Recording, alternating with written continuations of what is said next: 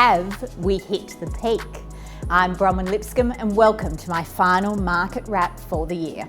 One of our favourite suburbs, Pymble, has now joined the elite 3 million club, with the median sale price for houses now sitting at $3,019,000. Pymble joins fellow Upper North Shore club members Warrawee, Gordon and Killara. But this comes prior to a visible slowing in the market, with Sydney recording just 0.9% growth in dwelling prices for the month of November. Whilst values are continuing to rise, the November result was the softest outcome since January.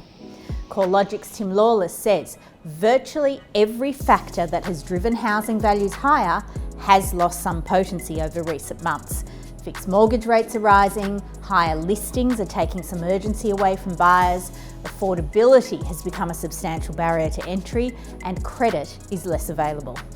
There has been a noticeable rise in listings across Sydney, including our tightly held Ku-ring-gai, where stock has increased by 20% over the past month. This is giving buyers something they haven't had in a long time: choice. Auction clearance rates have pulled back slightly, now hovering in the 70% and sometimes in the 60% range, as opposed to the giddy 80s we saw during lockdown. However, a clearance rate at this level is still regarded as a sign of a strong market. And if you're wondering why affordability is hitting its peak, a study by CoreLogic showed that Sydney home values have grown at more than 2 times wages over the past 20 years, with 198% housing growth versus 83% for wages. The risk for vendors now is having an overinflated price expectation.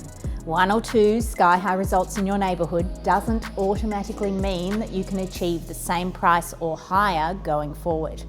Buyers are more discerning now, and we are hearing comments like paying fair market price and don't want to overpay.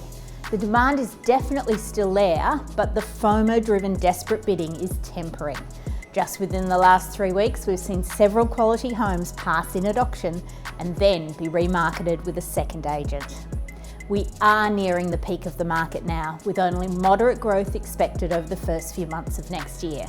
Beyond the first quarter, the market is expected to temper and even start to fall. During a boom, it is easy to sell and just a matter of how high the price will go.